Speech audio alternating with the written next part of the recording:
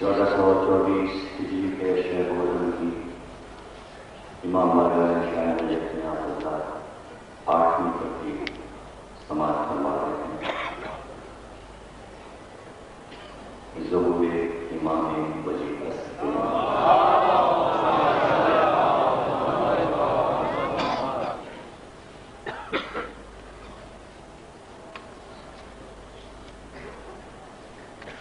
انسان کی زندگی اگر غور کریں تو اللہ نے بامقصد بنائی، جس نے مقصد پہچانا کہ ہم کیوں جی رہے ہیں، ہماری جینے کا مقصد کیا ہے، گویا اس نے اپنی زندگی کو دین کی بنایا۔ اس کی زندگی بیش قیمت ہے، ورنہ عام طور سے دنیا کے تمام انسان بے مقصد زندگی گزارتے ہیں اور ان کو یہ نہیں پتا کہ یہ سب کچھ جو خود بھی وہ کر رہے ہیں اس کا مقصد کیا ہے۔ کسی بھی انسان سے آپ پوچھیے، مغربی ہو یا مشرقی ہو، کہ چند لفظوں میں اپنی زندگی کا مقصد بیان کرو، کیوں جی رہے ہو؟ کوئی کہہ رہا کہ ہم روایات کے لیے جی رہے ہیں، خاندان کے لیے جی رہے ہیں، بہت کم لوگ ہوں گے جو کہیں گے ہم اللہ کے لیے، خدا کے لیے۔ یہ سب جوابات اپنی جگہ، لیکن زندگی کا صحیح مصرف، زندگی کا صحیح مقصد اس میں پوشیدہ ہے کہ اس دنیا کے بعد ایک اور دنیا ہے اور ہم اس دنیا کے لیے جیئیں، یعنی ہم جینے کے لیے جینے، تمام انسان مرنے کے لیے جی رہے ہیں لیکن ہم جینے کے لیے جی رہے ہیں۔ زندگی میں زندگی ہے تو ہم ایک مقصد کے تحت اپنی زندگی گزارنا ہے۔ یہ سب ذہنی ادارے ہیں، سونا جاگنا، کھانا پینا، کمانا، مقاصد دنیا، چونکہ ہیں اس لیے یہ سب کچھ ہے، لیکن اپنی زندگی کا مقصد صرف اہل بیت کا ذکر، ان کی زندگی کو سن کر اپنے نفس کو، اپنی روح کو، اپنے شعور کو باریکی عطا کرنا، ایک ذہنی رزق لینا، ایک روحانی رزق لینا، یہ مقصد دنیا کے کسی بھی قوم کے پاس نہیں۔ کون کس کے لیے جیتا ہے؟ جن کو نہیں دیکھا ان سے محبت کون کرے گا؟ جیتے جاگتے سامنے کے لوگ ہوتے ہیں، لوگ ان سے تو محبت کرتے نہیں۔ کبھی صرف دنیا اس پہ ریسرچ تو کر کے دیکھا ہے کہ 1400 برس پہلے کے جو لوگ گزر گئے اور وہ اب نظر نہیں آتے، ہم ان سے محبت کیوں کرتے ہیں؟ ہم ان سے محبت کیوں کرتے ہیں؟ اور محبت کی اتنی روشنیاں ہیں کہ جنہیں جینا نہیں جا سکتا۔ زندگی کے ہر شعبے میں ہم ان کی محبت کو رچائے بسائے بیٹھے ہوئے ہیں۔ یہ لوگوں کو پتا بھی نہیں کہ کس کس شعبے میں جو ہماری زندگی کے شعبے ہیں وہاں بھی ہم انہی ہستیوں کو یاد رکھتے ہیں۔ اتنی صدیوں محبت کا سفر طے ہونا یہ کوئی آسان بات تو تھی نہیں۔ کسی نے پوچھ لیا امام سے، ہم آپ کی بز میں ہیں، ہم آپ سے محبت کرتے ہیں، ہم آپ کو دیکھ رہے ہیں تو ہمارا رتبہ بہت بلند ہوا۔ آپ کی محفل میں بیٹھے ہیں، بز میں بیٹھے ہیں، آپ کو دیکھ رہے ہیں، آپ کی باتیں سن رہے ہیں، آپ کی بتائی ہوئی باتوں پہ عمل کر رہے ہیں، ہمارا رتبہ کا تمہارا رتبہ کم ہے ان سے جو 1400 برس کے بعد اسی طرح ہماری محفل میں بیٹھے ہوں گے، ہمیں دیکھ رہے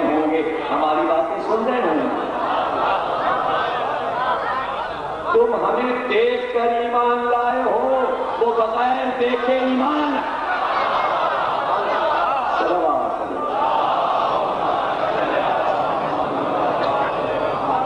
تو دیکھیے کتنا اچھا یہ مقصد ہے کہ ہم کسی کا انتظار کر رہے ہیں، ہم کسی کا انتظار کر رہے ہیں، اور یہ طے بات ہے کہ ایک اچھی بات ہے انتظار کرنا، اس میں کوئی عیب نہیں نکال سکتا، اس لیے کہ اس انتظار سے کسی کو نقصان تو پہنچ نہیں رہا۔ ہمارے ذہن میں ایک آتا ہے کسی کا انتظار کر رہے ہیں تو اس سے کسی کو نقصان تو نہیں ہو رہا ہے، اور ہمارا عقیدہ ہے کہ انتظار کر رہے ہیں۔ اچھا تو کیا دنیا کا کوئی ایسا انسان ہے جو یہ اٹھ کے بتا دے کہ ہم نے کبھی اپنی زندگی میں کسی چیز کا انتظار نہیں کیا؟ جتنا انتظار دنیا کرتی ہے اتنا ہم تو نہیں کرتے، ہم تو ایک کا انتظار کرتے ہیں، ورنہ دنیا کے نماز کس چیز کا انتظار کر رہے ہیں؟ رات اور دن کٹ جاتے ہیں انتظار میں۔ ہاں کیا بچہ ہو انتظار ہے ہوا، پالو انتظار ہے، جوان ہو جوان ہوا، انتظار ہے شادی کرو شادی ہوئی، اب پوتا ہو انتظار ہے پوتا ہوا، اب یہ بھی جوان ہو اس کی بھی بہاریں دیکھیں، انتظار کے انتظار، صدیوں کے انتظار، صدیوں کے انتظار، اور پھر وہ خود بھی انتظار کر رہا ہے کب تعلیم ختم ہو، کب نوکری کریں، کب پہلی تنخواہ ملے، کب بہت سے پیسے ملیں، ہر چیز کا انتظار۔ حکمراں ہے وہ انتظار کر رہا ہے، سیاسی پارٹیاں نئے الیکشن کا انتظار کر رہی ہیں، یعنی کہاں انتظار نہیں ہے، کس شعبے میں انتظار نہیں ہے، تو ہر انتظار کرنے والا صرف ہمارے انتظار کو کیوں کینا اور حسد سے دیکھ رہا ہے۔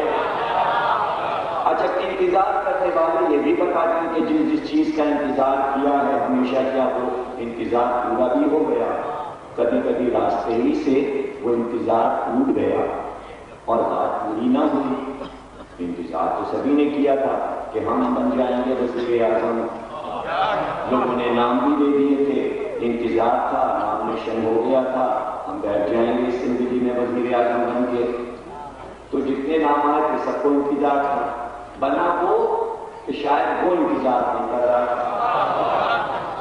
ہو سکتا ہے کر رہے ہیں مجھے نہیں معلوم، لیکن نام ان کا نہیں تھا شروع میں، نام نہیں تھا، انتظار کچھ اور لوگ کر رہے، تو انتظار ٹوٹ گیا نا، تمنا پوری تو نہیں ہوئی۔ ایسی بہت سی تمنائیں ہیں کہ جو پوری نہیں ہوتی ہیں، انسان انتظار کر کے ہی رہ جاتا ہے، تو ہم کو بھی کرنے دیجیے انتظار۔ کیا ایک انتظار ہمارا بھی ہے، ہم منتظر ہیں کہ کوئی آئے گا، کوئی آنے والا ہے، اور انتظار میں ایک لذت ہے، ایک لطف ہے۔ اچھا دیکھیے وہ لطف جو ہے اگرچہ انسان انتظار کرتے کرتے مر بھی جائے تو اس لطف میں کمی نہیں آتی۔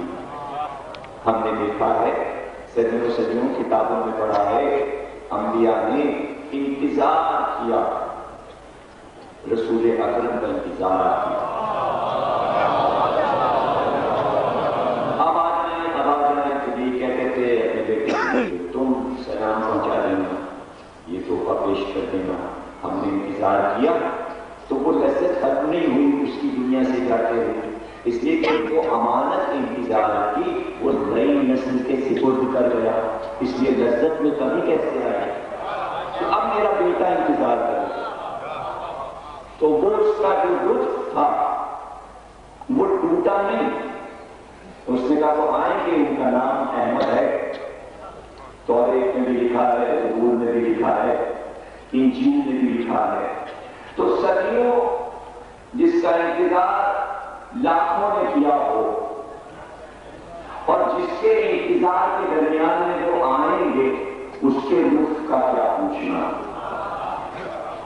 اس جملے کا حظ مکمل آپ نے نہیں لیا۔ اگر نوح کے دور میں آ جاتے تو نوح کا خوشی کا کیا آنند ہوتا، اگر موسیٰ کے دور میں آ جاتے تو موسیٰ کا کیا آنند ہوتا، اگر عیسیٰ کے دور میں آ جاتے تو عیسیٰ کا کیا آنند ہوتا، کہ صدیوں سے انتظار ہو رہا ہے، اب جس کے دور میں آئیں گے وہ آدم سے لے کر عیسیٰ تک کا انتظار سارا جمع کیے ہوئے، تو اس کے انتظار کی قیمت کیا ہوگی؟ اور اسی کے عہد میں آئیں گے تو اس کی خوشی کا کیا نام ہوگا؟ اس کا نام ہے ابو طالب، کہ وہ انتظار کرتے کرتے یہ امانت سے دور کرتے گئے۔ دیکھیے آدم نے ایک امانت دی اپنے بیٹے شیش کو کہ انتظار کرنا، توجہ کیجیے گا، محنت مجھے بہت کرنا پڑے گی، جو سمجھانے جا رہا ہوں اس میں محنت ہے۔ حالانکہ بھوت آسان والے بھی ہوتے ہیں، لیکن میں آسان راستے چھوڑ کے مشکل نہج پر آ جاتا ہوں کہ اس میں مجھے بھی لطف آنے لگتا ہے،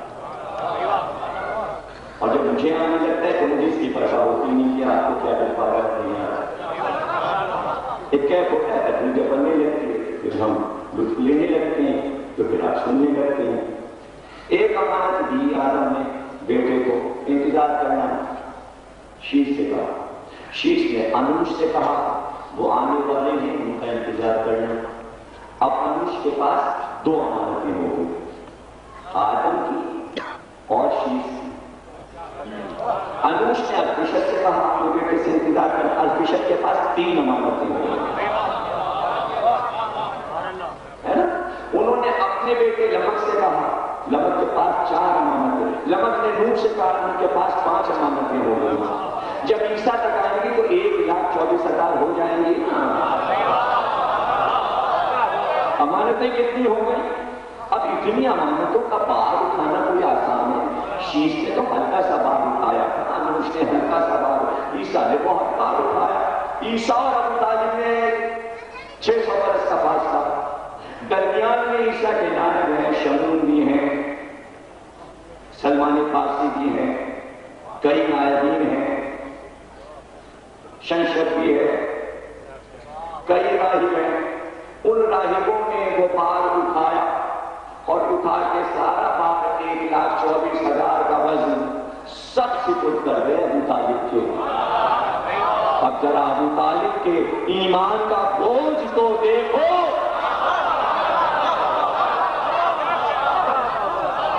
ارے 1,00,000 انبیاء کے عقیدے کا بس جو اٹھائے ہو اس کے ایمان پہ آپ بحث کرنا چاہتے ہیں؟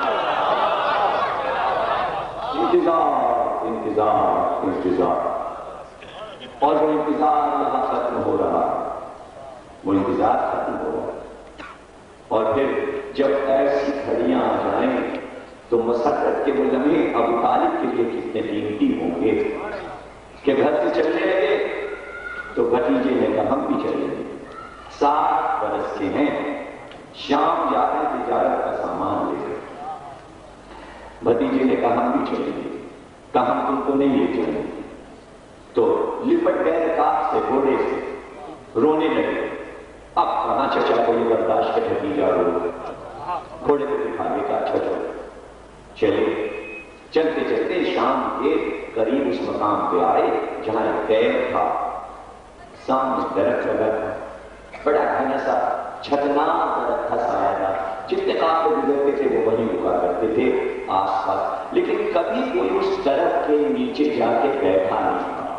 ایک جگہ بنی تھی، پتھر رکھا تھا اس درخت کے نیچے، جب قافلہ ابو طالب کا رکا تو محمد گھوڑے سے اترے، 7 برس کے تھے، اس پتھر پہ جا کے بیٹھے، جیسے اس پتھر پہ بیٹھے غیر سا راہب نکلا اور غور سے اس نے بچے کو دیکھنا شروع کیا، اور اس کے بعد آپ نے بیٹے سے پوچھا بچہ کس کا ہے؟ ابو طالب نے کہا میرا بیٹا، میرا نگا ہے، میرا رہتے جگر ہے۔ کہا تو آپ ایسا کیجئے، کہاں جا رہے ہیں؟ کہا ہم شام جا رہے ہیں اور تجارت کا سامان لے کے ہم سالانہ بازار میں جاتے ہیں، تو آپ واپس چلے جائیے مکے، اس بچے کو واپس لے جائیے۔ کہا کیوں؟ کیسے کہ ہم نے انجیل میں یہ پڑھا ہے، ہماری عمر ہے 300 سال، اور 300 سال سے ہم یہ انتظار کر رہے تھے، انجیل میں یہ لکھا تھا کہ اس درخت کے نیچے جو آ کے بیٹھے گا وہ آخری نبی ہوگا، یہ نبی ہے، یہ نبی ہے، اس کی حفاظت کیجیے۔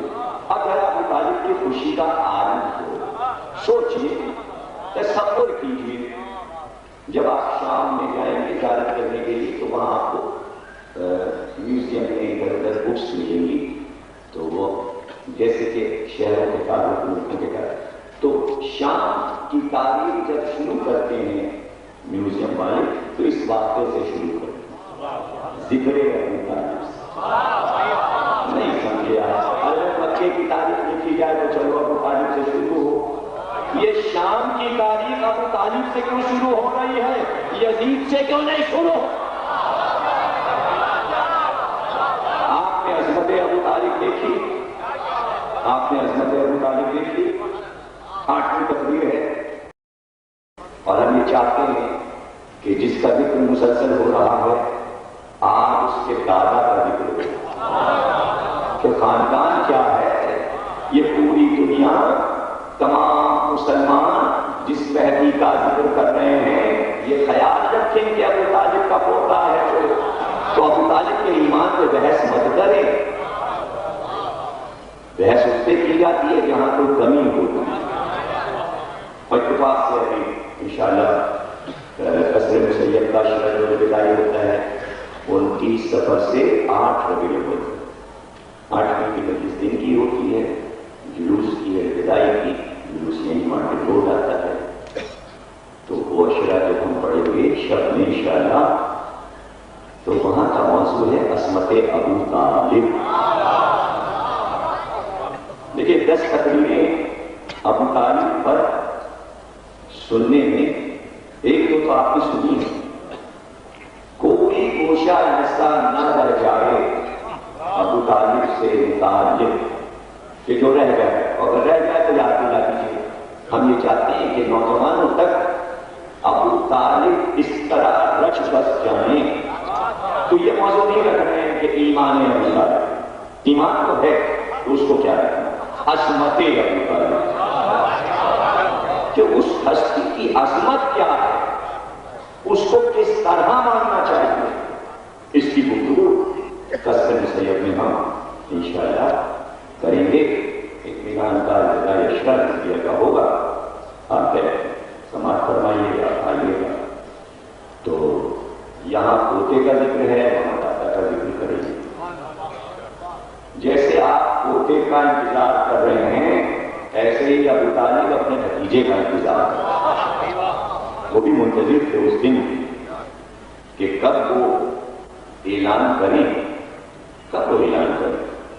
اور سچائی کی راہ میں دیکھیے یہ جو بحثیں ہونے لگتی ہیں کم نظری، کم عقلی، یہ باتیں اس وقت ہوتی ہیں جب شعور میں کمی ہوتی ہے۔ ابو طالب نے کلمہ کیوں نہیں پڑھا، ابو طالب نے نمازیں کیوں نہیں پڑھی، ابو طالب ایمان کیوں نہیں لائے، یہ سب کا مطلب انسان کے اسٹیٹس کو پہلے دیکھو، اس کا گریڈ کیا ہے، اس کی بلندی کیا ہے، اس کی بزرگی کیا ہے۔ آپ ابو طالب سے وہ سب کچھ چھین لینا چاہتے ہیں، دیکھیے باپ باپ ہے، چچا چچا ہے، آپ کے بھی تو یہ ہوتا ہے، یا آپ اس سے بڑے ہیں۔ کوئی بھی بزرگ یہاں بیٹھے ہوں، ان کا بھتیجا، ان کا بیٹا کرنل ہو، میجر ہو، وزیر ہو، اور وہ خود کچھ نہ ہو، ہوتا ہے۔ بعض ایسے بھی اشخاص ہیں جن کے بیٹے، جن کے بھتیجے مجتہد بن جاتے ہیں۔ مثلا آیت اللہ خمینی کے والد کے آیت اللہ تھے، آیت اللہ پور کے والد کے آیت اللہ تھے، تو اب جب وہ آیت اللہ بنے ہوں گے تو باپ رہے گا نا۔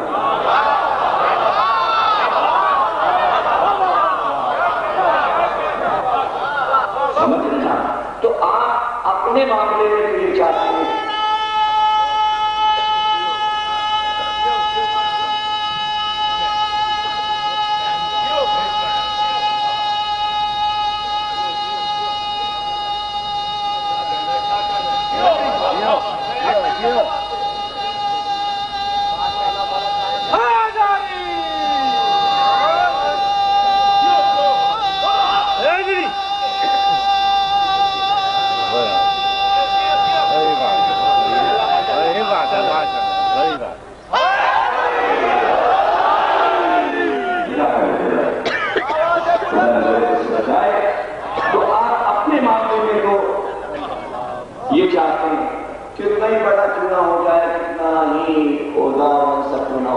بزرگ ہیں تو یہ بات آپ وہاں کی نظر انداز کر دیتے ہیں.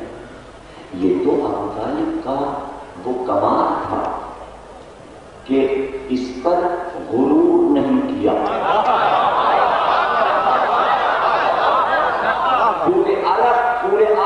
پورے عرب کے سروں کے پیر رکھے تھے ابو طالب. کیا دیکھتے ہو تم؟ میرا بھتیجا نبی ہے.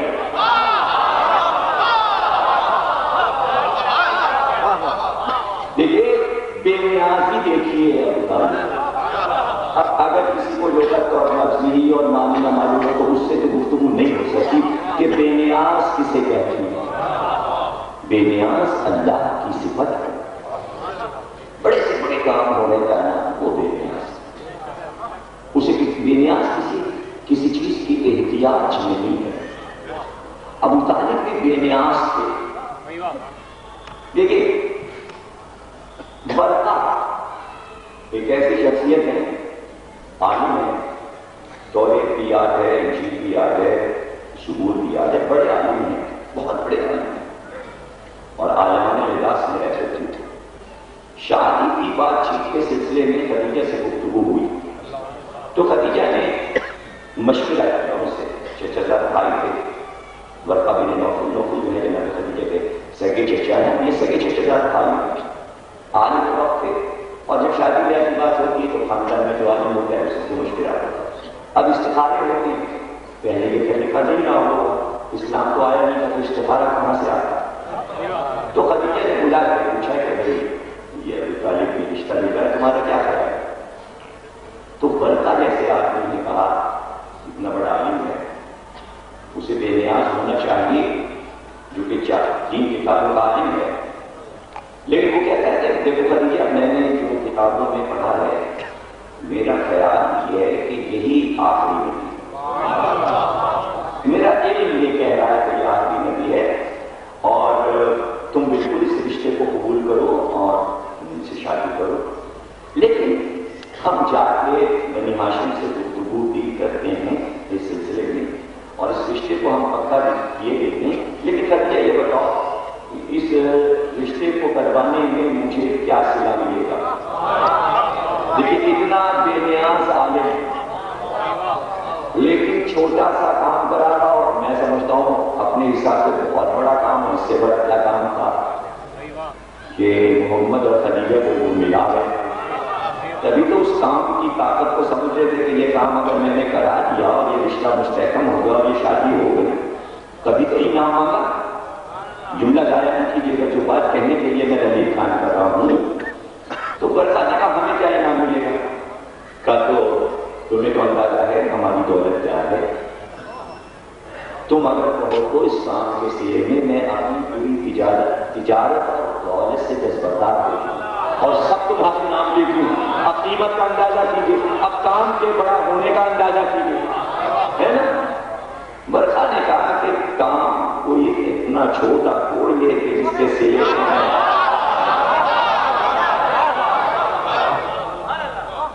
کوئی اور انعام کر تو تم مانگو.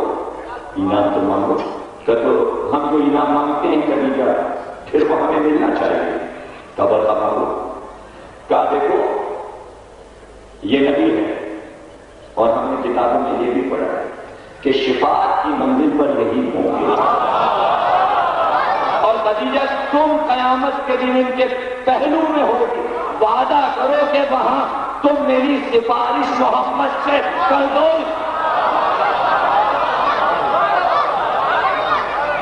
تو برقع جیسا عالم بھی موقع کو ضائع نہیں کرتا. جملہ میرا ضائع نہ کیجیے گا. اور اس نے فائدہ اٹھا دیا یہ منگنی کروا کر کہ شفاعت کا وعدہ لے لیا. ابو طالب اتنا بے نیاز ہے کہ محمد سے خدمت کا صلہ ہے.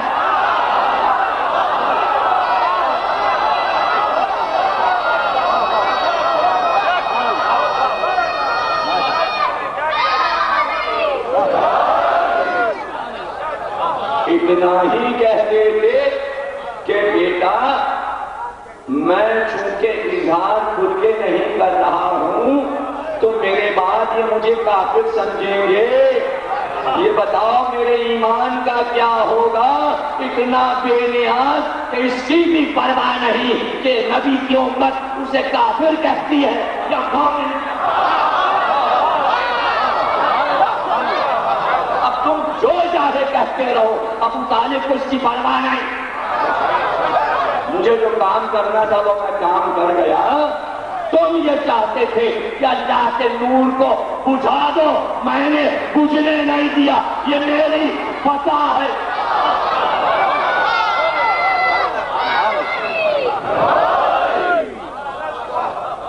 بھوکوں سے یہ چراغ بجھایا نہ جائے گا، یہ آیت کا ترجمہ ہے شیخ۔ اللہ نے کہا کہ یہ چاہتے ہیں کفار کہ منہ سے پھونک کر اللہ کے نور کو بجھا دیں، یہ چاہے جتنی کراہت کریں اللہ اپنے نور کو کامل کر کے رہے گا۔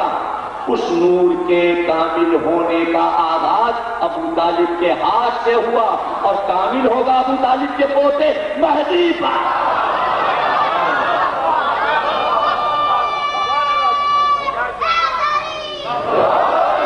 اب کراہت کرتے گئے دنیا والے، کراہت تو اس وقت بھی کر رہے تھے، تو اگر کراہت کر رہے تھے تو وہ خود ہی مکروہ، تو ابو طالب کا کیا نقصان کیا؟ اور ابو طالب کو ذرا دیکھیے، بے نیازی دیکھیے، بے نیازی دیکھیے، شکایتیں کرنے لوگ آ جاتے، کوئی اور ہوتا تو ڈاک کے بتاتا کہتا میرے بچوں کی شکایت کرنے آئندہ مت آنا، موقع دیا، آتے رہو، دروازہ نہیں بند کیا، آتے رہو تاکہ سامنا ہوتا رہے۔ پہلے دن جب شکایت کی دیا کہ ابو طالب سے کہ سمجھا لو اپنے بھتیجے کو آئندہ یہ کلمہ نہ کہے، تو اسی وقت ڈانٹ دیتے آئندہ مت آنا، یہ نہیں کہا، یہ نہیں کہا، مطلب آتے رہنا تاکہ ہر بار ایک نئی دلیل لے جاتے رہنا، تاکہ نبوت ان کی مستحکم ہوتی جائے۔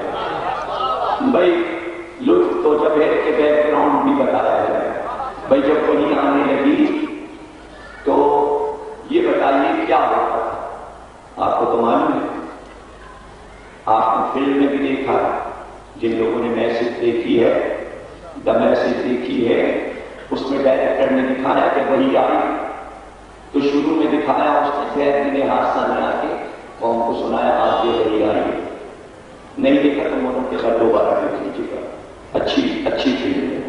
جن لوگوں نے نہیں دیکھا بلا سنا ہے، زید بن حارثہ نے کہا اب سورہ نور القلم آیا، اب سورہ کوثر آیا، اب سورہ مدثر آیا، اب سورہ مزمل آیا، آپ اس سورہ کا نام بتا کے سورہ سنانے لگتے۔ اس کے بعد دکھایا ڈائریکٹر نے کہ بعد میں بلال آتے تھے کہتے تھے آج یہ وہی آئی، تمام مسلمانوں کو اپنے میں جمع اور کوئی ایک آدمی وہی سنا رہا ہے، تو کوئی تو آگے بتاتا تھا نا، توجہ ہے نا، یہ تو مثال میں نے فلم کی دے دی تاکہ جلدی سمجھ میں آ جائے، ورنہ کتابوں میں پڑھیے کیا ہوتا ہے، جو چاہے آپ لکھیے کاتب یہ ہیں، فلانے یہ ہیں، کاتب وہی وہ ہیں، سنا وہ رہے ہیں، سب منظور ہے، سب کام کر رہے ہیں، اچھا چلیے منظور ہے، سب کام کر رہے ہیں، یہ کام کر رہے ہیں، وہ کام، سب نبی کا کام جو ہے اپنے کاندھے پہ لے لیا ہے، لیکن ابو طالب جب تھے تب کوئی نام دکھاؤ، ارے کہاں سے بلال، کہاں سے زید بن حارثہ، تو عورت کا کیا نام ہے؟ تو اس وقت جب وحی آ رہی تھی تو باہر آ کے کون سنا رہا تھا؟ تو کیا کفر کے زبان سے اللہ اپنی وحی سنوانا؟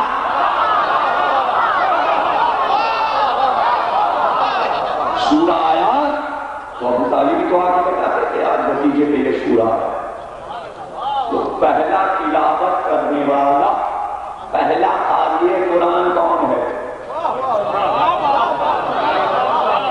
اچھا اب آپ کہتے ہیں حافظ قرآن، آپ کہتے ہیں نا، تو کیا کتاب میں لکھا ہے کہ ابو طالب کاغذ سے پڑھ کے سناتے تھے؟ پہلا حافظ قرآن، ان نقطوں پہ نظر نہیں ہے آپ کی، بہت ایمان ابو طالب سنا ہوگا، ان چیزوں پہ نظر کیجیے۔ معاہدہ ہوا، کبھی ہم ان کو یہاں رہنے نہیں ہے، بات ذرا سی کوئی جھگڑا یہاں سے شروع ہو گیا، ان سے کہیے کہ بھائی متزلزل ہو گیا ہے ہمارا سارا نظام. خطرہ کیا تھا؟ خطرہ یہ تھا کہ وہ دولت کے انبار جو کعبے میں تھے وہ سب لٹنے والے، دولت مند کی دولت خطرے میں تھی. اس لیے کہ غریب لوگ، غلام لوگ کلمہ پڑھ پڑھ کے عزت دار بن گئے تھے. جن کو برسوں غلام رکھا تھا وہ مسجد میں جا جا کے کلمہ پڑھ پڑھ کے امیر بن گئے، سیدنا بن گئے. تو ان کو بڑی بات تھی کہ یہ کل ہمارے ملازم تھے، دیکھیے آج سردار بنے گھوم رہے، کلمہ پڑھنے کی وجہ سے چلنے لگے. اس لیے وہ اس کو روکنا چاہتے تھے. سرمایہ دارانہ نظام ختم ہو رہا تھا، اب تھا اس میں خلا رہا تھا اس کا چکر. تو وہی پیشکش کی تھی. ابو طالب کیا چاہیے تمہارے بھتیجے؟ کیا چاہیے؟ جتنی بہت دولت دے دیں. اگر دولت کے لیے یہ کام شروع کیا بات نہیں صاف ہو گئی. توجہ کیجیے گا. میرے ساتھ یہ ہوتا ہے کہ میں بات کہہ دیتا ہوں تب آپ میں آ جاتا ہے، مجھے بڑھنا نہیں ہو رہا ہے، بیچ میں مجھے روک دیا جاتا ہے. اب ابھی جملہ کہا ہوتا پھر اٹھنا پڑتا ہے، یہ بار بار ہوتا ہے میرے ساتھ. بات نہیں صاف ہو گئی. اگر تمہیں دولت چاہیے، یہ جو پھول ڈالا تمہیں دولت کے لیے شروع کیا تو دولت میں بات دیتے ہیں. تو اس کا جواب نبی نے دے دیا. ایک ہاتھ کو چاند ایک سورج کر دو، تب بھی کہنا نہیں چھوڑوں گا. اب چاند اور سورج سے بڑی دولت تو تمہارے پاس تو تمہاری یہ دولت کیا ہے؟ تو جب پہلے دن یہ بات صاف ہو گئی کہ یہ وہی کا کام دولت کے لیے نہیں ہوا ہے شروع، تو کیسے یزید نے اپنے دربار میں کہا کہ بنی ہاشم کے جو وہی آئی یہ ملک و مال کے ساتھ، دولت کے ساتھ کھیل کھیلا گیا تھا. یعنی ذہنوں میں بسا ہوا کہ دولت کے لیے یہ کام شروع ہوا. اب دوسرا کام کیا تھا؟ کیا شک تھا انہیں؟ اب دوسرا شک اور تھا. اس کا بھی انکار کیا کہ اگر محمد کو اچھی اچھی لڑکیاں چاہیے تو ہم اپنی بیٹیاں دیتے ہیں، اسے نکاح کر لیں. دو ہی مسئلے ہیں بس پولیس اسلام کے جھگڑے میں، بیویوں کے یا دولت کے.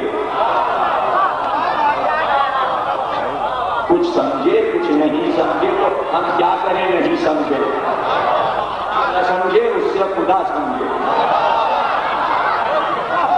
جھگڑا یہی سارا جھگڑا. اس سے بھی انکار ہو گیا. اس لیے کہ سب نے دیکھ لیا کہ شادی تو ہو گئی خدیجہ سے، شادی تو ہو گئی خدیجہ سے، دولت بھی نہیں چاہیے. اب ان کا کام نہیں چاہتے کہ آپ پہنچا دیں. یہ کہہ رہے ہیں یہ کہتے ہیں کرنی چیزا ان سے کہہ دیجیے آنکھ میں آنسو اب بھی تو مجھے برداشت نہیں. میرا بچہ یہ ہے جا کر دو تو کر دیں، وہ تم سے مانگی کیا رہا. ایسا تبلیغ کا پیارا انداز ہو تو کہیں تو میں بتاؤں دیکھوں وہ مانگی کیا رہا تم سے، کیا لیے لے رہا ہے؟ دو کلمے تو مانگ رہے ہیں بس، لا الہ الا اللہ بس ختم. دو لفظ مانگے ہیں اس نے، کیا تمہیں پریشانی؟ دینا ہو تو اور نہ دینا ہونا تو. جو پورے عرب کے کافروں سے یہ کہے کہ کلمہ پڑھ لو، آپ اسے کہے پڑھ لیں.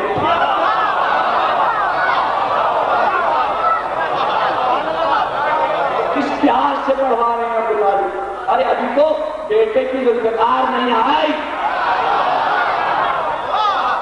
ابھی تو پیار سے بات ہو رہی ہے نا، محبت سے بات ہو رہی ہے. دو جملے مانگے ہیں ان سے، دو جملے مانگے. کہا اچھا میرا مطالب اب تو جھگڑا ہے. کیا جھگڑا ہے؟ کہا پورے خاندان سے جھگڑا. کام حکومت کا ہے، پورا خاندان جھگڑے میں ملوث ہو. خیال رہے حضور کے 11 چچا، 7 پھوپھیاں، چچاؤں کی اولاد، چچا دار بھائی، پھوپھیوں کی اولاد، پھوپھی دار بھائی. تعداد میں کم سے کم 500 خاندان کے افراد ہیں.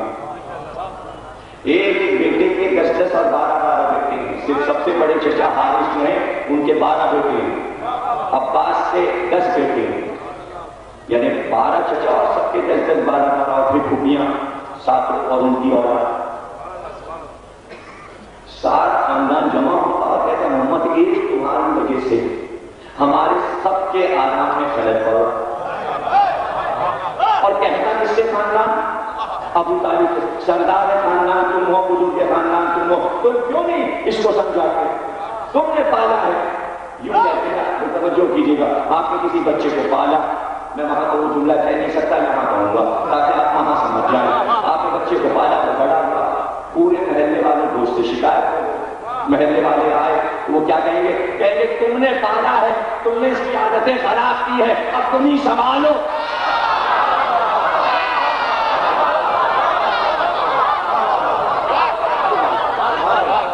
یہی تو شکایت ہوگی نا، تو پورا خاندان جمع ہوتے کہتا تم نے پالا ہے اور اس کی وجہ سے ہم سب مصیبت میں پڑنے والے ہیں۔ ہم گھر چھوڑیں، باپ دادا کا بسا ہوا گھر چھوڑیں اور وہاں جا کے میدان میں رہیں، چادر باندھتے رہیں، خیمے بھی نہیں لگا سکتے، گھر میں کھا بھی نہیں سکتے، کھانا بھی بند ہو رہا، اناج بھی بند ہو رہا، محلے سے نکالا جا رہا، گھر سے نکالا جا رہا۔ ایک جملہ دکھاؤ، کسی خاندان والے کی شکایت دکھاؤ، ابو طالب سے کیا یا ابو طالب کے بھتیجے سے کہو بیٹا یہ کیا کیا؟ میں بوڑھا 70 برس کا، اب میں گھر سے نکالا جاؤں اور میں جا کے وہاں وادی میں رہوں، پہاڑی میں رہوں؟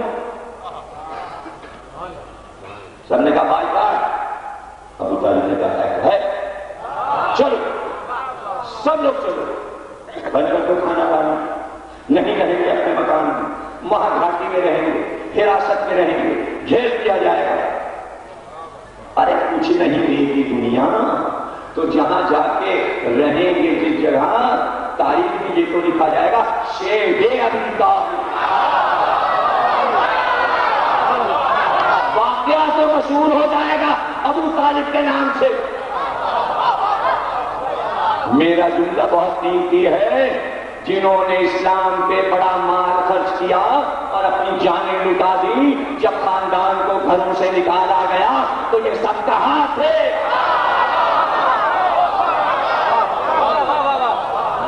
کسی نے مدد نہیں کی، کوئی ابو طالب کے پاس نہیں آیا، ہم آپ کا ساتھ دیں گے، ہم کھانا پہنچا دیں گے، ہم گیہوں پہنچا دیں گے، روٹی پک جائے گی۔ کھانا بند ہو گیا، کھانا نہیں پکتا تھا۔ وہ تو ابو طالب کا 13 برس کا بیٹا تھا جو وادی سے نکلتا، بازار میں جاتا، چوکی بوری لے کے آتا، کوئی راستہ نہیں روک سکتا۔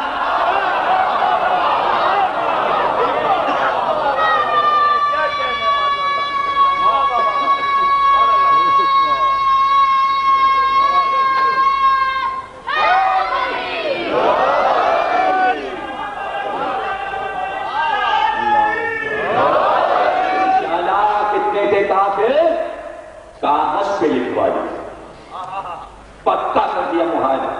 کیوں؟ جانتے تھے یہ سب ہیں تلوار کے دھنی، حمزہ جیسا اس میں بہادر، یہ ابو طالب خود اتنی لڑائیاں لڑے ہوئے، یہ زبیر ہیں ابو طالب کے بھائی، یہ بھی تلوار چلائے ہوئے، یہ عباس کا پورا خاندان، تو یہ کہیں حملہ نہ کر لیں، اس لیے معاہدہ کر لو کاغذ، اور بڑے بڑے سرداروں کو دکھانا، اتنے دنوں کے لیے تمہیں نکالا جاتا ہے مکے سے، یہ دستخط اور محمد کو بھی دستخط، اور گواہی میں رہنی بھی ہو گیا۔ کاغذ لے گئے، اتنا قیمتی کاغذ تھا کہ لپیٹ کے صندوق میں رکھ کے تالا لگا کے ایسی جگہ رکھا جہاں چور ڈاکو نہ پہنچ سکے، غائب نہ ہو گیا۔ اب آتے تھے پھاپے اور شیر ادھکاری، کاش اول اول اول لانے والے یہ دار اسلام ہو رہا ہے، کوئی آ جاتا اور کہتا نہیں ہم ہیں اتنا اتنی رقم دے رہے ہیں، کھانا تک کے رہے ہم پہنچا رہے ہیں، کوئی نہیں۔ کیسے یہ دن گزرے، اس میں عورتیں بھی بچے بھی، اب یہ بچوں کے رونے کی صدائیں آتی شیر ابی طالب سے بھوک کے مارے تو کافی خوش ہوتے تھے، بنی ہاشم کے بچے کو بھوک سے بھی لاتے روٹی پکاتے تھے، روٹی، چھوٹے چھوٹے بچے دھوپ میں سایہ میں، کیا مصیبت کری؟ جملہ دیکھ لیں، گویا مکے کے کافروں نے ایک کربلا بنائی تھی، لیکن باہر ابو طالب کربلا سے پہلے کربلا نہیں بنتی تھی، کربلا نے اس کو بننے دیا، تھا سب کچھ وہی، پانی کھانا بھی بنا، چاروں طرف سے گھرا ہوا، بچے رو رہے ہیں، اللہ کا شہر ہے، بیویاں بھی پریشان، مکے میں نہیں آ سکتے، شہر میں نہیں آ سکتے، مددگار کوئی ہے نہیں، جیسے کربلا میں کوئی مددگار نہیں تھا، سب خون کے پیاسے تھے، یہاں بھی سب خون کے پیاسے تھے، بعد میں تو پوری امت نظر آئی، تو کربلا کے بعد بھی امت نظر آئی، سبھی مسلمان، وہاں کس نے مدد کی تھی؟ نبی کے نواز سے، تو اب سب جانتے ہیں، تو اب نبی کے بھی سب جاننے والے شیر ابی طالب نے کس نے مدد کی؟ ایک بھی مددگار کا نام نہیں لکھا ہوا، کتابوں میں تو نہیں لکھا ہوا، جبریل آئے کا معاہدہ جو تھا، معاہدے کا کاغذ دیمک تھا، کل کی تقریبات سرکشوں کو اللہ چاہے تو لشکر اور فوج بھیجنے کے بجائے اپنا ایک سپاہی مچھر بھیج دیتا، یہاں اس نے اپنے ایک سپاہی دیمک بھیج دیا، دیمک بھی اللہ کا سپاہی، اچھا اللہ کے سپاہی کی مدد اللہ ہی کی طرف سے ہوتی، اب اس کی مدد دیمک لگے، آپ نے کبھی دیکھا ہے؟ آپ کہیں گے کہ چھوٹے چھوٹے کیڑوں پہ رک جاتے ہیں، ڈیٹیل دینے لگتی، ایسا بچہ کی ڈیٹیل دی تھی، اگر آپ کو ڈیٹیل معلوم ہے تو میں کیوں دوں؟ کم سے کم میں اپنے بچوں کو تو بتا دوں، اگر بڑوں کو نہیں معلوم، دیمک کی خصوصیت معلوم ہے آپ کو؟ کبھی کہیں لگے دیکھیے آپ نے، لکڑی میں لگے ہوئے دیکھتی ہیں، وہاں پہ پانی ہو جاتا ہے، جہاں دیمک لگتی ہے وہ لکڑی گیلی ہو جاتی ہے، وہ چھت گیلی ہو جاتی ہے، پانی کہاں سے آتا ہے؟ دیمک پانی سے سڑاتی ہے، اس چیز کو کاٹتی ہے، پانی چھوڑ کے اسے نرم کر کے پھر پانی کہاں سے آتا ہے؟ دیمک پانی کہاں سے لاتی ہے؟ یہ کوئی مسئلہ ہے جو اب تک ہزاروں برس سے طے نہیں ہوا، سائنسداں بھی پریشان ہے کہ دیمک پانی کہاں سے لاتی ہے، جہاں دیمک لگے گی وہ جگہ گیلی ہو جائے گی، نم ہو جائے گی، اب نہیں دیکھا تو دیکھ لینا، دیمک پانی تاکہ ہماری بات تو سچی ہو جائے، تجربے سے تو گزرو، مشاہدوں سے تو گزرو، سائنس اسی پہ تو ریسرچ کر رہی ہے، یہ جو 6 گھنٹے کی فلمیں دکھا رہے ہیں لال ٹیپ پر، تو آپ دیمک پہ بنا لیجیے ایک فلم، دے دیجیے بک جائے گی، بھائی آپ بنائیے، وہ خرید لیتے ہیں، یہ کوئی کمپنی تھوڑی ہے جو بنا رہی ہے، لوگ ڈرائیور طریقے سے پرندوں پہ بنا رہے ہیں، ہم اپنے بچوں کو دعوت دے رہے ہیں کہ یہ بھی ایک کاروبار ہے، یہ بھی ایک تجارت ہے، کاغذ کو پہلے لکھیے ڈیٹیل، اس کو لکھنے کے بعد، تھیسس بنانے کے بعد اس کو فلمائیے، پھر بنا کے کمپنی کو بھیجیے، لاکھوں ڈالر آپ کو ملیں گے، جتنے اسکالرس ہیں، ایک اسکالر نے صرف نیلے رنگ کے دل بنائے، کمال کیا کہ کائنات میں نیلا رنگ کہاں تھا، اس پہ تھیسس فلم بنائے، لاکھوں ڈالر اس کو ملے، طوطے پہ، سانپ پہ، مچھلی پہ، اس پہ اس پہ، یہ ریسرچ کا دور ہے، خالی مت بیٹھے، ریسرچ کرتے ہوئے، اس میں برکت بھی ہے، پیسے بھی ملیں گے اور آپ کا ذہن بھی کھلے گا، اور تب اس ریسرچ کے بعد آپ کو عظمت آل محمد بھی معلوم ہوگا، سمجھ لینا۔ تو میں بہت سوچا کرتا تھا یہ دیمک پانی کہاں سے لاتی ہے، دیمک پانی کہاں سے لاتی ہے، میں نے پڑھنا شروع کیا، اب یہ جو اسکالر یورپ کا اگر دیمک میں ریسرچ کر رہا ہوگا تو اس کو نہیں معلوم ہوگا، اب اگر اس کو معلوم ہوگا تو آج کی تقریر کے بعد، اس سے پہلے اس کو نہیں پتا، میں نے پتا لگایا کہ چکر یہ دیمک پانی کہاں سے لاتی ہے، اس کے بعد پانی ہوا یہ کہ حضرت سلیمان نے ایک شیشے کا محل بنایا اور کہنے لگے کہ اس میں کوئی نہ، اور ایک خالی کے کھڑے ہو گئے اور فلسطین کی تعمیر ہو گئی، بیت المقدس بننے لگا، بڑے بڑے پہاڑ، ایک رمن کے پتھر جو چیز لاتے تھے اٹھا اٹھا کے تو شہر بن رہا تھا، ہیکل بن رہی تھی، اس میں کہ دیوار بچی ہے، دیواریں دے دیا. وہ اکثر آپ نے ٹی وی پہ دیکھی ہوگی جہاں بیٹھ کے لوگوں کی ہوتی ہیں، ایک ایک پہاڑ اس کا جو پتھر ہے گلاس وہ کئی فٹ تھا، اور وہ پتھر کا بڑی بڑی کرینوں سے بھی نہیں ہو سکتا، چٹانیں. وہ تعمیر ہو رہا تھا. شیخ سلیمان دیکھ رہے کھڑے ہوئے ایسا کے سہارا دیے اور اعلان کرنا کوئی آئے میں 7 منزلہ ہے شیشے کا اور اندر ایک ہندا پرندہ پر ایسے میں کوئی اندر اب دیکھو جنات تو زیر میں نہیں کہتے تھے سلیمان، جن جو تھے سلیمان کی قوم، اپنا بادشاہ سلیمان کو کہتے تھے جنات، ان کے ملازم تھے، غلام تھے جنات. تو کوئی آیا تو سلیمان نے کہا کون؟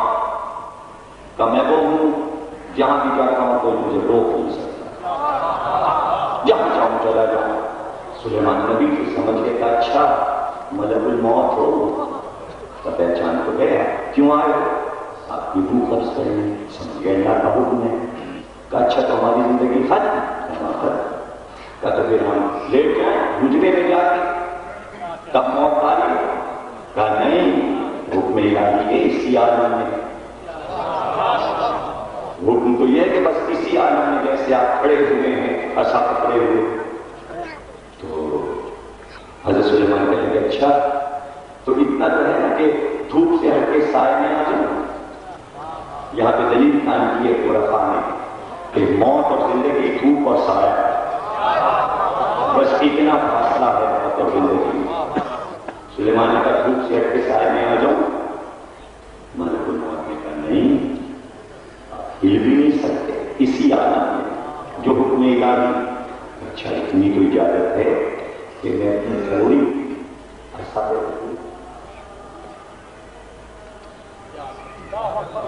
کہا نہیں اسی عالم میں. اور ان کا ضرور اب ویسا کپڑے میں کھڑے گئے، روح گئی، ملک الموت گئے. اب سلیمان کھڑے ہیں، برسوں گزر گئے، جنات کام کر رہے ہیں، دیو کام کر رہے ہیں، سلیمان دیکھ رہے ہیں. اب کام لگے آسا میں دیمک لگی اندر اندر اندر اندر اندر. جب پورے عصا کو کھا گئی تو عصا ٹوٹا، سلیمان کی لاش گری. تب توڑے تھی اور پتہ چلا انتقال کرنا چکے. بعد میں پتہ چلا ان کے انتقال کو بہت دن ہو گئے. تو ان کا بھی کیسے ہی گرے سب کے اندر کوئی کیڑا ہے. جنات نے دیکھا دیمک، تو جنہوں نے کہا کہ تم نے بڑی مہربانی کی کہ ہمارے بادشاہ کی موت کی خبر ہمیں دی، ورنہ ہم کو برسوں نہ پتہ چلتا کہ ہمارے بادشاہ کی وفات ہو چکی. اب تم جہاں بھی جاؤ گے پانی ہم جنات تمہیں پہنچائیں گے. یہی تو میں نے سوال کیا تھا کہ دیمک پانی کہاں سے لاتی ہے. اب اگر جنات نہیں پہنچا رہے تو ریسرچ اسکالر ثابت کر دے پانی. صلوات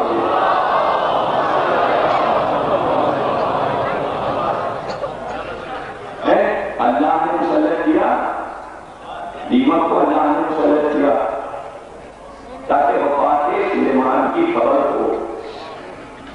تو دیمک سلیمان کے عصا کو کھاتی ہے، انعام میں ملتا ہے اسے پانی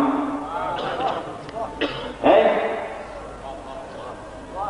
نہ جنوں کو معلوم نہ دیو کو معلوم، کسی کو نہیں پتا. ابو طالب ایک بار آئے، لوگوں نے کہا تم کیسے نکلے شیخ سے؟ کہ ہم تم سے کچھ بات کرنے آئے ہیں. کہ کیا بات کرنے آئے ہو؟ کہ ہم یہ بتانے آئے ہیں جو معاہدہ تم سے ہوا تھا وہ معاہدے کا کاغذ دیمک آ گئی. ابو طالب فخر سلیمان ہے. آپ سمجھے کہاں ابو طالب دیمک کھا گئی. اب ذرا غور کیجیے گا، اگر فوراً یہ کہتے کہ دیمک کھا گئی تو وہ صندوق چلایا کرتے تھے. ابو طالب کی گفتگو ایسے شروع معاہدہ ٹوٹ گیا تو کیسے ٹوٹ گیا؟ صندوقچہ جاؤ محبت ہے، جب صندوقچہ سامنے آ گیا اس کی کنجی بھی جاؤ، کنجی بھی آ گئی، اب سب سے بات کہ اس کے اندر جو کاغذ ہے اسے دیمک کھا چکی، لیکن یہ تھا ابو طالب کا معجزہ۔ بتائیں گے ابو طالب نکلے گا سچ؟ اگر پہلے کہتے تھے دیمک کھا گئی اور جا کے اندر کھول کے دیکھ لیتے تو کاغذ غائب کر دیتے تو معجزے کا وجود ختم ہو جاتا۔ معجزہ ہے سلیمان کا بھی، معجزہ ہے ابو طالب کا بھی ہے، وہاں صرف موت کی خبر پتہ چلتی ہے، یہاں اسلام کی زندگی کی خبر۔ اب اسلام کی زندگی شروع ہو، وہاں سلیمان کی حکومت ختم ہو رہی ہے یا محمد کی حکومت شروع ہو رہی ہے۔ پیچھے ہے دیمک، دیمک کھا گئی، کھولو کہ ابو طالب یہ تو بتا دو تمہیں پتا کیسے چلا؟ کہ میرے بھتیجے نے بتایا۔ کہ تمہیں اپنے بھتیجے کے بیان پہ اتنا یقین ہے کہ وہ سچا ہے، وہ سچا ہے اور نبی سچا ہوتا ہے۔ جملہ یہ کہا اگر غلط نکلے تو میرے بھتیجے کو قتل کر دینا، تو اتنا نبوت محمد پر یقین ہے ابو طالب کو، ورنہ کوئی یہ نہیں کہتا میرے بچے کو قتل کر دینا۔ معلوم ہے ابو طالب کو کہ خبر سچ ہے اور خبر دینے والے کو نبی کہتے ہیں۔ کاغذ نکلا، سامنے آیا، جہاں محمد کا نام لکھا تھا وہ لکھا ہوا اور گواہوں کے نام ادھر ادھر لکھے تھے، وہ دیمک کھا گئی۔ محمد کا نام جگمگا رہا تھا، ادھر ادھر والوں کو دیمک کھا گئی۔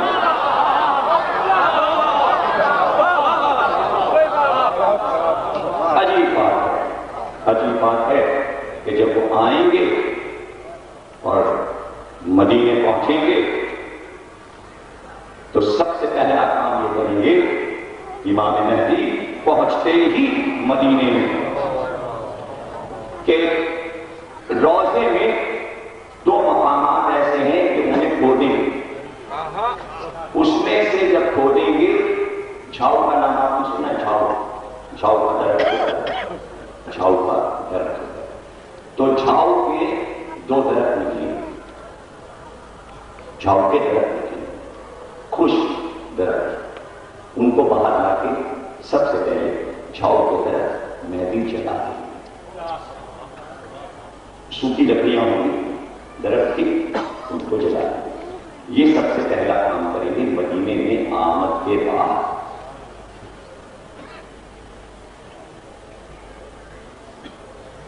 اب اس کی شرح پڑھنا چاہیں تو بتا دیں، میں آپ کو بتا دوں،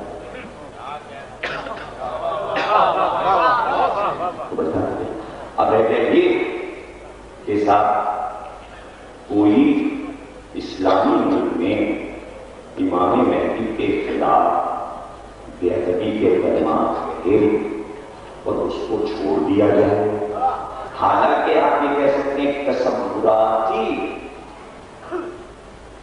چیز ہے، خیال ہے، اگر کسی نے برا کہہ دیا تو کیا ہے؟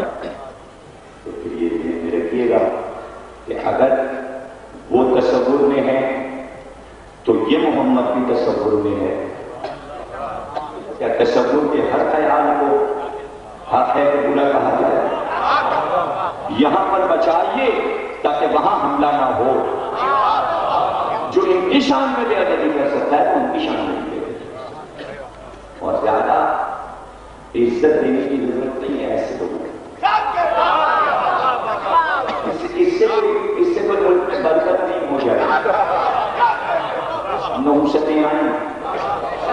اس لیے خیال رکھیے کہ جو دین اور عقائد، قرآن، کلمہ، رسول، نبی، آئمہ، بزرگ، ان کے احترام میں کہیں سے کمی نہ آئے تاکہ برکت رہے ملک۔ اس لیے کہ برکت نام ہے مہدی کا، کائنات میں جو سکون آنے والا ہے وہ انہی کے قدم سے آئے۔ اب اس کے بعد کیا ہے؟ تقریب کا موضوع سمٹ رہا ہے، اور اس سے پہلے کہ ہم اس موضوع کو کامل کر دیں، کیونکہ کل سے تو خاکوڑانی کا دن ہے اور شہادتوں کی مجالس ہوں گی اور زیادہ تر زنجیر خانہ اور تو ہم چاہتے ہیں کہ ہم ٹرسٹ کی جانب سے شکریہ ادا کریں، جیسے کہ ہر سال شکریہ ادا کرتے ہیں امام بارگاہ شاہ نجف مارٹن روڈ کی جانب سے یہاں کی انتظامیہ پولیس کا شکریہ ادا کیا جاتا ہے کہ ان کا انتظام بہت اچھا اور عمدہ تھا، رینجرز تمام حضرات کا شکریہ ادا کیا جاتا ہے، KSC اور PWD کے شکر گزار ہیں، جیسے تمام خواتین کہ جن کی کاوشوں سے اشرے محرم پرسکون اور پرامن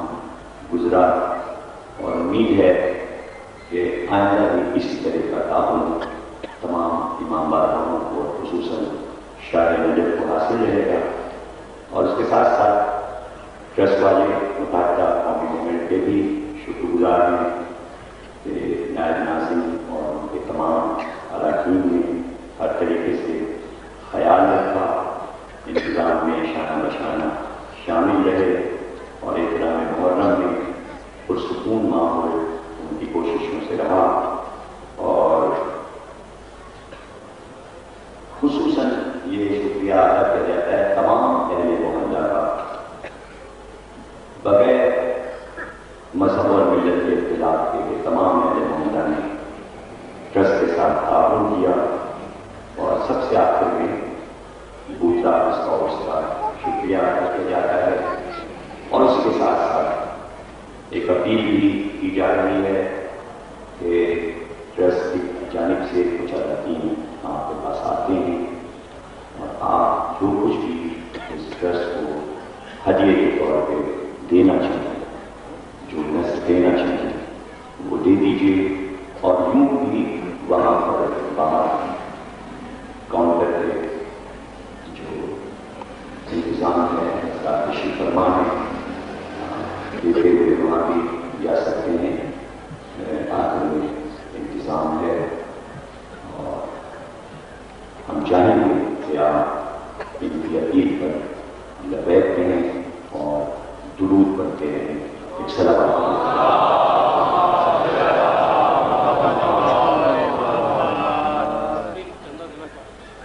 کوئی اس میں شرط کی بات نہیں ہے، اور کوئی جو یہاں پر تو میں آپ سے کہہ چکا ہوں کہ حدیث یہی ہے کہ آپ ایک سکہ دیں، تو امام کہتے ہیں ہماری راہ میں جو ایک سکہ دیا جاتا ہے ہم 10 کر کے واپس کرتے ہیں۔ تو جیسا کہ برکت کا موضوع آپ سن رہے ہیں، آپ سنتے بھی رہیں اور ٹرسٹ کے ساتھ تعاون بھی کرتے رہیں کہ تمام دنیا کے خزانے مہدی نکال کے سامنے ڈال دیں گے اور کہیں گے کہ بھائی اس سونے چاندی کے لیے تم لڑا آپس میں ایک دوسرے کو قتل کرتے تھے، اب یہ ڈھیر لگا ہوا اٹھا لے گا، تو لوگ اتنے سیب ہوں گے کہ ان چیزوں کی لوگوں کو ضرورت ہی نہیں ہے، زمین اپنے خزانے اگل رہی ہے، لیکن اب کسی کو خزانے کی ضرورت ہی نہیں ہے، اس لیے کہ امام کی حکومت میں جو اقتصادی انتظام ہوگا اور جو ملکی انتظام ہوگا اس میں تمام یعنی حضرت سلیمان اور ذوالقرنین کے ملک سے کئی گنا بڑا ملک ہے یعنی تاریخ نے بتایا کہ ذوالقرنین کا ملک بہت بڑا تھا، لیکن اس وقت بھی حضرت سلیمان کے ملک میں چین شامل نہیں تھا، بعض علاقے ذوالقرنین کی حکومت میں شامل نہیں تھے، لیکن امام کی حکومت میں کوئی بھی ملک ایسا نہیں ہے جو ان کے ذکر میں نہ ہو۔ تو اب ذرا سوچیے کہ پوری دنیا پر پورے گولے پر امام کی حکومت، اور ہر شہر کی سڑک چاندی کی بنوائی جائے، چاندی کی سڑکوں پہ گولدار کی سڑکوں پہ ہم چلتے ہیں، اور جنوب میں جو سڑک کا عالم ہوتا ہے وہ آپ کو پتا ہے، اور برسات میں تو آپ دیکھتے ہیں گڈھوں میں سے ہوتے ہوئے کہ جیسے کہ سعودی عرب کا اونٹ تو ویسے کراچی والوں کی کار چلتی ہے، عرب کے ملک اور کراچی کی گاڑی میں تو فرق نہیں ہے، لہر لیتی ہوئی جاتی ہے۔ کل تک دیکھا تو سڑک بنی، آج گڈھا کرنے کا اتنا شوق ہے کہ کوئی کراچی کی سڑک ایسی نہیں ہے جو زخمی نہ ہو۔ پیمنٹ لگتے ہیں، اچھا پیمنٹ بھی لگتے ہیں کئی مہینے کے بعد، اچھا کھدائی کرتے ہیں، ان کا بڑی تشویش ہوئی، اس پہ بھی میں نے ریسرچ کی، کوئی ساتھ اس پہ بھی فلم بنایا۔ کھدائی ہوئی لگے ہیں، لال پٹی لگا دی، ادھر سے جائیے، کیا کہ رکا ہوا ہے، جا رہے ہیں دھیرے دھیرے جا رہے ہیں، اچھا صاحب چلیے گڈھا ہو گیا، کھود دیجیے، بھائی بند تو نہیں کیا، یہ بند تو نہیں کیا، ان کا پہلے کھودنے والے اور بند کرنے والے، یہ ان کی ڈیوٹی ہے، وہ آ کے بند کرے گا۔ اچھا وہ 2 مہینے کے بعد بند کرنے والے ہیں، مٹی ڈالیں، کبھی مٹی ڈالے، چلا مچھلی ہو گئی ہے، پتھر کب پڑیں گے، تیسرے کوئی اور آئیں گے، کولتا کام لگائے گا، پیمنٹ کب لگے وہ کوئی اور اپنا کام آپ کے کریں گے۔ 3 مہینے کے بعد ایک آدمی کو خبر ہوتی ہے، جب تک یہ گڈھا بھرے وہاں ایک اور گڈھا ہو چکا ہے۔ آپ بتائیں، اور یہ بیچ کے گڈھے آ جائے اور مجھے ساتھ میں پوری خندق چل رہی ہے، یہ کیا ہے؟ پانی جا رہا ہے، بجلی جا رہی ہے، ٹیلی فون جا رہا ہے، ارے بھائی کب سے جا رہا ہے؟ یہ تو ابھی 2 سال پہلے بھی گیا تھا، جیسے پانی گیا تو تھا، لیکن پائپ پھٹ گیا، یہ بدلا گیا، بھائی ایسا کیوں نہیں ڈالا کہ کبھی نہ پھٹے، وہ ڈالا ہی ایسا تھا کہ پھٹے۔ بڑے مسائل ہیں، تو یہ مسئلے کون سی گورنمنٹ حل کرے گی یہ بتا دیں، سوائے امام مہدی کے سکون سے ہم سڑک پہ چل سکیں گے، اس لیے ضرورت ہے یا نہیں امام مہدی صلوات پڑھیے گا۔ میں جو ایک مصیبت بیان کی ہے نا، ایک مصیبت، اب لائٹ کوئی لے گئی تو گئی، آپ چلایا کیجیے، کچھ بھی کیجیے، گئی تو گئی، مجبوریاں وہ بتا دیں گے کیوں گئی، کیا ہوا، فلانی کے ستار ہو گیا، یہ ہو گیا، وہ ہو گیا، آپریشن بھی ہو رہا ہے، ہاسپٹل میں یہ بھی ہو رہا ہے، تو کتنے زیادہ جتنی بجلی بن رہی ہے اس سے زیادہ جنریٹر بھی بنے، اور ہماری کتنی قسموں کی چیزیں آ چکی ہیں، 10,000 روپئے لے لیجیے، پنکھا اس سے چل جائے گا کم از کم، اور ایک ٹیوب لائٹ چل جائے، لوگوں نے وہ بھی خرید کے رکھے ہیں، پھر وہ بھی چارج بجلی سے ہوتا ہے، اگر بجلی نہیں ہوتی تو چارج کہاں سے ہوتا ہے، یہ مسائل ہیں۔ تو اللہ نے یہ مسئلہ بھی ختم کر دیا کہ تم بجلی سے پریشان رہے ہو، اب یہ لائٹ بلب ٹیوب لائٹ مہدی کی روشنی پوری دنیا میں، آج یہ ہے قرآن میں یہ ہے کہ مہدی کے آنے کے بعد چاند سورج بھی پھیکے پڑ جائیں گے، صلوات پڑھیے گا۔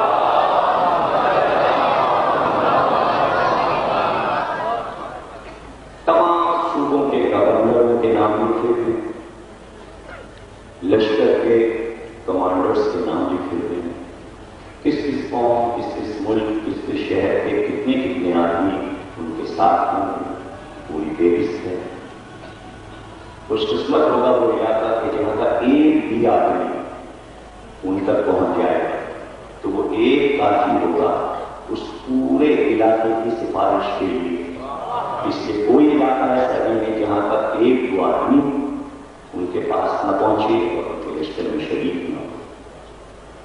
مکہ، مدینہ، عرب جیسا کہ کل میں نے ذکر کیا، عراق، ایران، یمن، تمام خلیجی ریاستیں اور آپ کا یہ پورا سندھ اور تبت اور چین، یہ سب زیر نگی ہوں گے امام کے، ذرا سا ٹل دکھائیں گے اسی تو ان کا دماغ صحیح کر دیا جائے گا اور ایرانی فوج بھیج دی جائے گی اور ان سے کہا جائے گا ٹھیک ہوگا، تو پھر وہ بھی مان جائیں گے۔ حضرت عیسیٰ کی صورت میں تبلیغ کے لیے معمول کریں گے اور کہیں گے کہ بھائی آپ ان کو سمجھائیے، آپ کی قوم ہے، انہیں ذرا سمجھائیے۔ تو حضرت عیسیٰ جب پہنچ جائیں گے ان ممالک کے دورے کے لیے تو وہ کہیں گے کہ ہم عیسائی، آپ ہمارے نبی، ہمیں اسلام سے کیا مطلب، آ گئے آپ بات ہی ہے ہمارے لیے، یہ مسئلہ اتنا نازک ہوگا کہ اس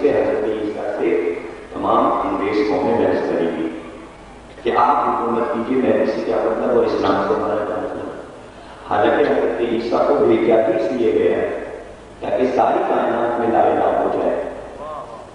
تو اس میں کہا حضرت عیسیٰ کو کچھ دقتیں ہوں گی انہیں سمجھانے میں کہ بھائی ہم محمد کا ہی انتظار کرتے ہیں اور ہم کو بھی اب انہی کی شریعت پہ چلنا ہے اور تم سب کو انہی مہدی کی بیعت کرنا. یہ حضرت عیسیٰ سمجھائیں گے. اس سے کئی مہینے لگ جائیں. تو اس میں 2 گروپ ہو گئے. ایک حصہ تو امام کے ایمان لائے ہیں، کچھ جو متفنن قسم کے ہوں گے وہ ذرا حضرت عیسیٰ کی زیادہ وہ کریں گے کہ آپ اصل نبی آپ، لیکن دلیل قائم مسلسل کرتے رہیں گے. چونکہ جب سے کام نہیں کرتے اس لیے حضرت عیسیٰ مسلسل سمجھائیں گے تو. اور اس کے بعد جب تک امام یورپ کی طرف پہنچیں حضرت عیسیٰ میں سمجھا لیں گے اور اس کے بعد پورا یورپ امام پہ ایمان لائے گا، لا الہ پڑھنے لگے گا. اب رہ جائے گا امریکہ.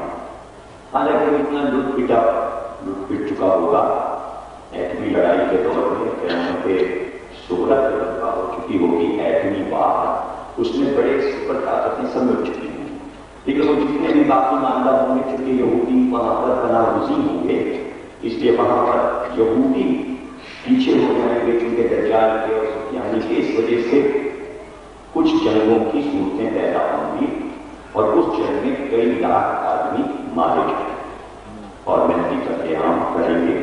اور وہ ایسی جنگ ہوگی کہ کبھی کائنات میں ایسی جنگ نہیں ہوئی. اور اتنے شجاع لوگ امام کے ساتھ ہوں گے کہ اللہ ہو. علماء نے لکھا کہ دراصل مہدی کی حکومت آغاز ہے جنت کے راستے کی طرف. اور چونکہ سیاروں میں آنا جانا ہو جائے گا اور 7 آبادیاں سیاروں میں ایسی کہ جس میں اللہ کی مخلوق آباد ہے اور اس مخلوق سے اس زمین کی مخلوق کی اب تک ملاقات نہیں ہوئی اور وہاں کے لوگ یہاں نہیں آ سکے ہیں.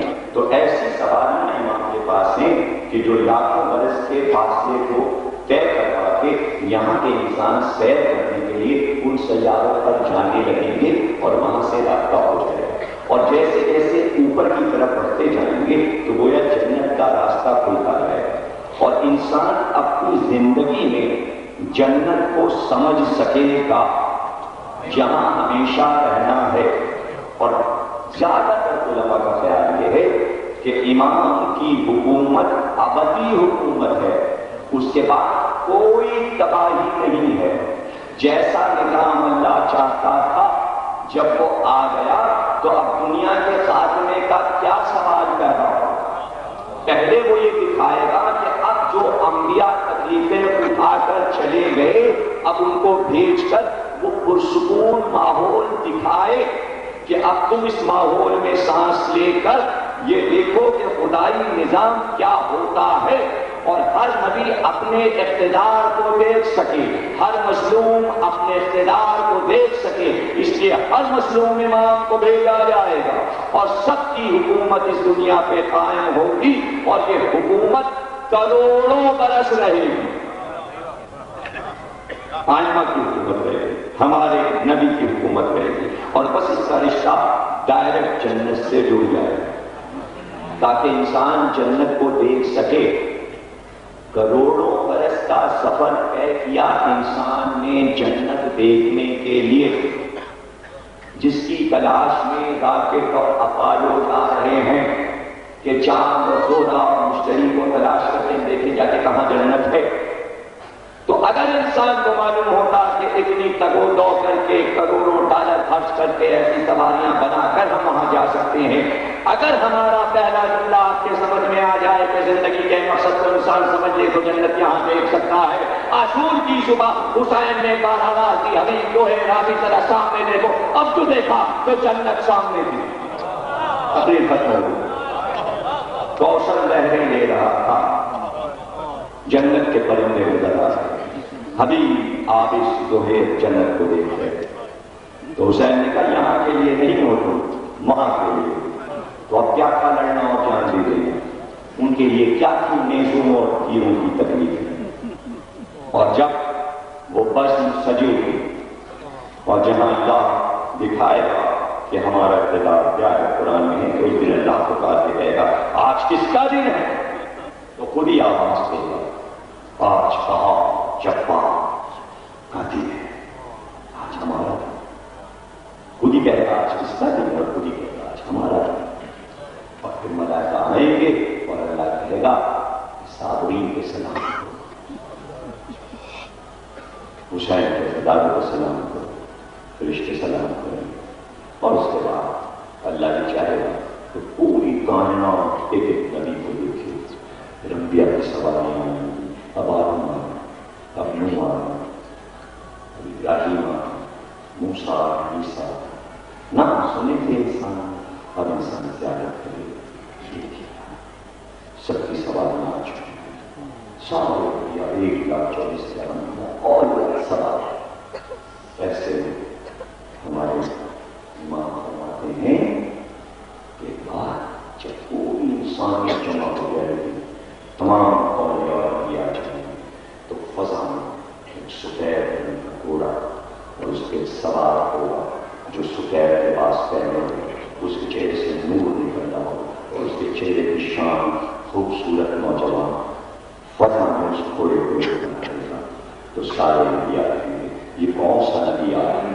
ذرا اس کی شان کو دیکھو، ابراہیم کہیں گے، موسیٰ کہیں گے یہ تو ہم سے بھی زیادہ بلند نبی نظر آ رہا ہے، تو فرشتے کہیں گے یہ نبی نہیں ہے، یہ حسین کا علمدار عباس ہے۔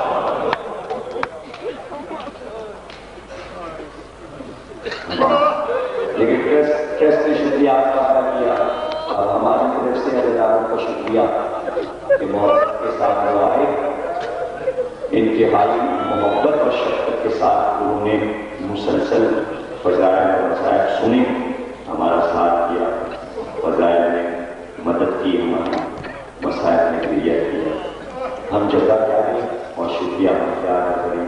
یہ تو حسین کی ماں جناب سیدہ آپ کو اس کا صلہ ہے، سال بھر اسی عزا کی برکت آپ کے گھروں میں رہتی ہے، اور جہاں پاس کا نام آ جائے تو ہماری مرادیں، ہماری محبتیں، کون سا گھر ہے جس میں عباس کا علم نہیں لگا، کون سا خانہ ہے جس میں عباس کا پرچم نہیں لگا، جہاں کوئی تکلیف مصیبت پڑی پکار لیا یا حضرت عباس مدد کو آؤ، ادھر پکارا اور ادھر عباس آئے، اور ایسی ذمہ داری عباس کو دے دی ہے حسین، ایسی ذمہ داری دے دی ہے۔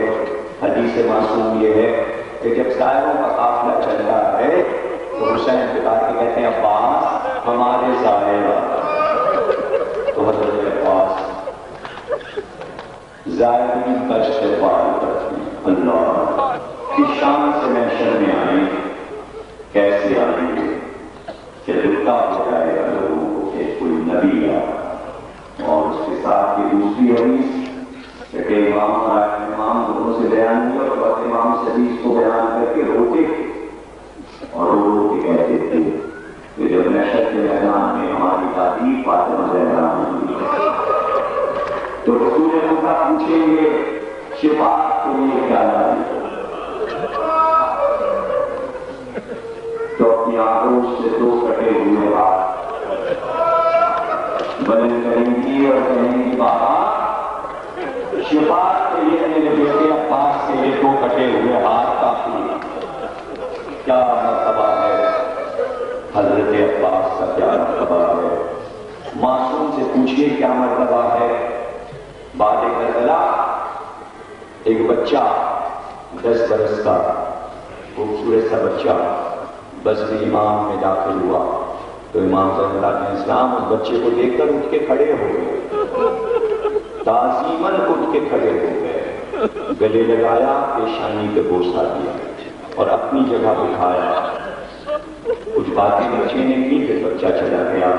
اصحاب نے پوچھا کوئی امام ہے، کسی کی تعظیم آپ کے واجب نہیں، کون سا بچہ تھا جس کی تعظیم؟ کہیے میرے چچا عباس کا بیٹا، آپ اس کی تعظیم کرتے ہیں، رونے لگے۔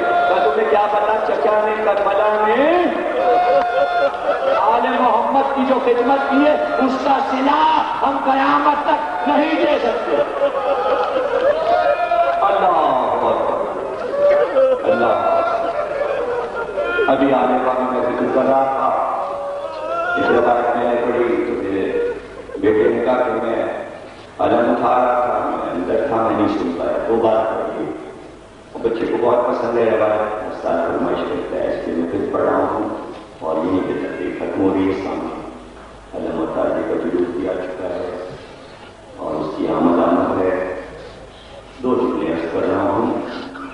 بیت العلوم ایک بہت بڑے عالم تھے اور جب روزے میں آتے تو زری کو پکڑ کے زیارت پڑھتے اور دو چار جملے مسائل پہ پڑھتے روتے۔